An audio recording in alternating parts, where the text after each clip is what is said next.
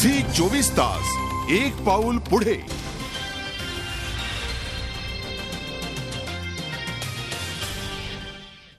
अर्थातच झी 24 तासनं पाठपुरावा केल्यानंतर इम्पॅक्टची ही बातमी आहे।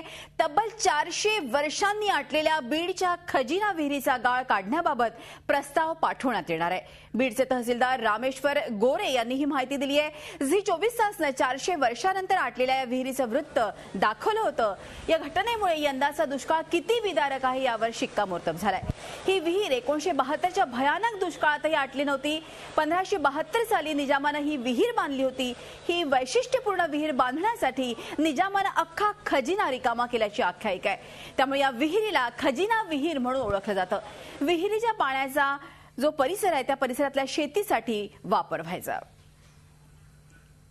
तर आपण बघतोय की खजिना विहिरीचा दुष्काळ आता दूर होणार अशी चिन्ह आहे। अर्थातच झी 24 तासनं ज्या तऱ्हेने ही बातमी लावून धरली, इम्पॅक्टची ही बातमी आहे। खजिना विहीर याआधी कधीही आटलेली नाहीये। 1972चा जो दुष्काळ होता तेव्हाही ती आटलेली नव्हती। मात्र आज आपण बघतोय की हा दुष्काळ हा केवळ 40 वर्षांनी 400 वर्षात पहिल्यांदा अशा प्रकारचा दुष्काळ झाला असावा, कारण ही विहीर 400 वर्षात पहिल्यांदा आटलेली आहे।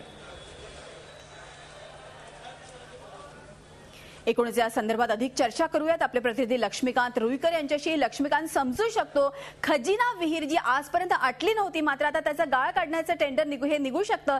तहसीलदारांशी या संदर्भात तुझं काही बोललं आहेस, त्याबद्दल काही माहिती दे।